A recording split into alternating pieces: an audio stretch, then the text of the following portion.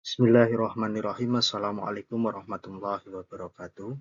Perkenalkan, nama saya Joni Setiawan, NIM 22811300654, kelas A14.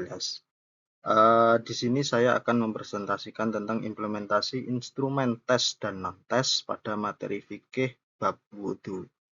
Kelas sasaran 7 SMP Darussalamah Lampung Timur. Kata pengantar yaitu pentingnya pembelajaran wudhu dalam fikih. Wudhu sebagai sarana untuk ibadah yang wajib seperti halnya sholat. Wudhu adalah ibadah bersuci yang wajib dilakukan sebelum sholat berdasarkan firman Allah Subhanahu wa Ta'ala dalam Quran surat Al-Maidah ayat 6 menegaskan pentingnya kebersihan spiritual dan fisik. Jadi wudhu itu bisa menjadi hukum yang wajib karena berdasarkan kaidah wa mayatawasalu ila iqamatil wajibi fahuwa wajib. Jadi suatu perkara yang menjadi perantara berdirinya perkara yang wajib itu juga hukumnya wajib. Selanjutnya, pemahaman mendalam. Memahami wudhu secara benar dan menyeluruh sangat penting untuk memastikan sahnya ibadah sholat dan menjaga kesucian diri seorang muslim. Evaluasi efektif. Pembelajaran yang efektif memerlukan sistem evaluasi yang tepat, mengkombinasikan instrumen tes dan non-tes untuk mengukur pemahaman dan praktek. Selanjutnya, definisi dan hukum wudhu dalam fikih. Definisi 1. Wudhu secara syar'i adalah niat membasuh wajah, tangan sampai siku, mengusap sebagian kepala, membasuh kaki sampai mata kaki, dan secara berurutan. Nomor 2, syarat sah sholat. Wudhu merupakan kewajiban bagi setiap muslim yang hendak melaksanakan sholat, berfungsi sebagai syarat sah sholat. Jadi kalau sholat tanpa wudhu tentu ya tidak sah karena dia itu tidak suci.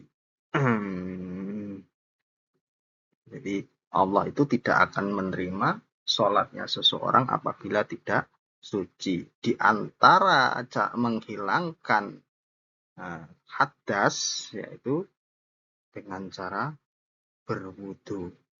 Sebagaimana sabda Nabi, layak balullahu sholatan bi khairi tauhurin. Allah itu tidak akan menerima sholatnya seseorang apabila tidak suci.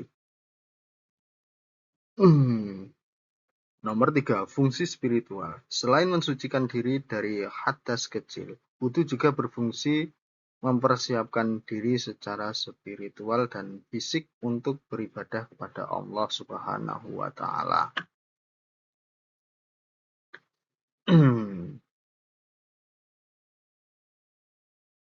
Kemudian selanjutnya instrumen tes mengukur pemahaman teori wudhu. Jenis tes menggunakan tes pilihan ganda dan isian singkat untuk menguji pengetahuan siswa tentang rukun, syarat, dan sunnah wudhu. Contoh soal, misalnya, sebutkan rukun wudhu yang wajib dilakukan secara berurutan. Ini merupakan contoh daripada soal untuk mengukur pemahaman mendalam. Manfaat. Membantu guru mengukur tingkat pengetahuan siswa mengenai hukum dan tata cara wudhu secara objektif dan akurat.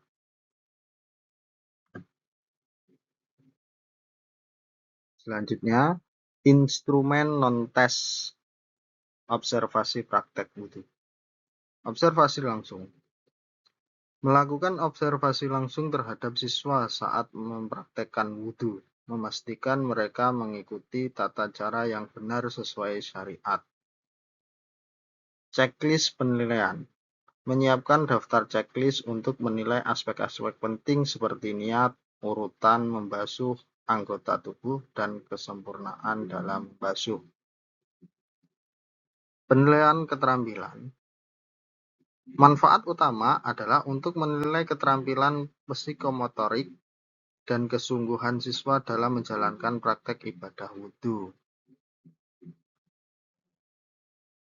Selanjutnya, kombinasi tes dan non-tes. Pendekatan holistik. Aspek kognitif. Instrumen tes menguji aspek kognitif atau pengetahuan siswa tentang konsep-konsep dan hukum-hukum fikih wudhu. Aspek psikomotorik dan afektif.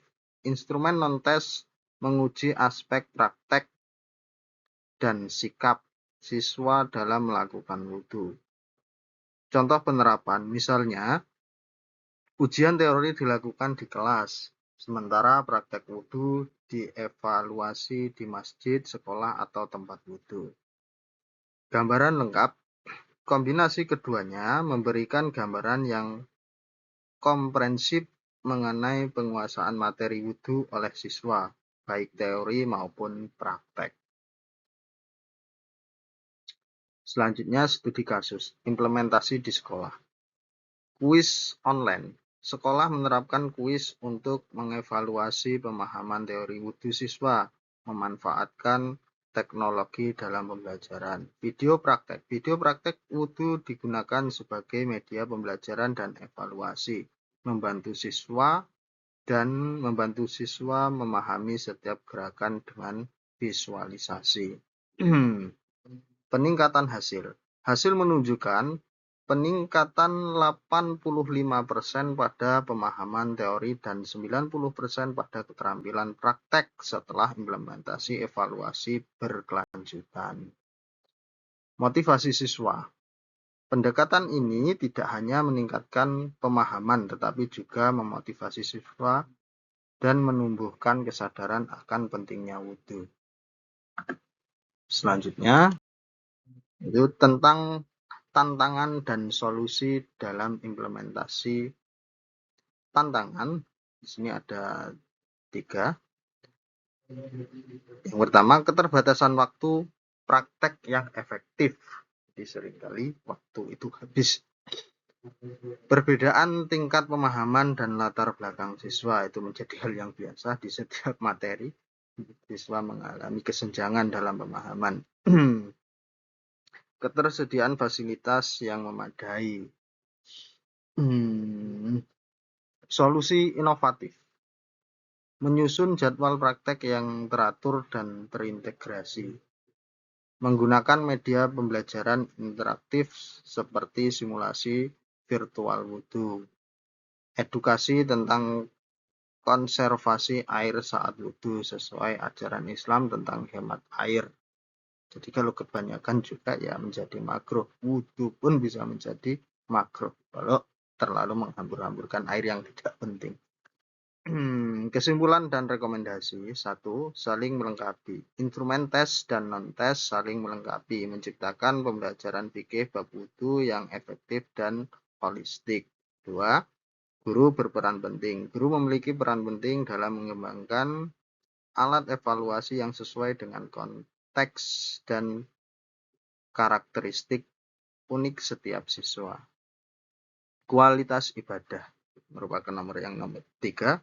Penerapan yang konsisten dan tepat akan secara signifikan meningkatkan kualitas ibadah serta pemahaman fikih siswa. Penutup, menguatkan iman melalui pembelajaran wudhu yang terukur. Wudhu bukan sekedar ritual semata, melainkan fondasi utama bagi kesucian jiwa dan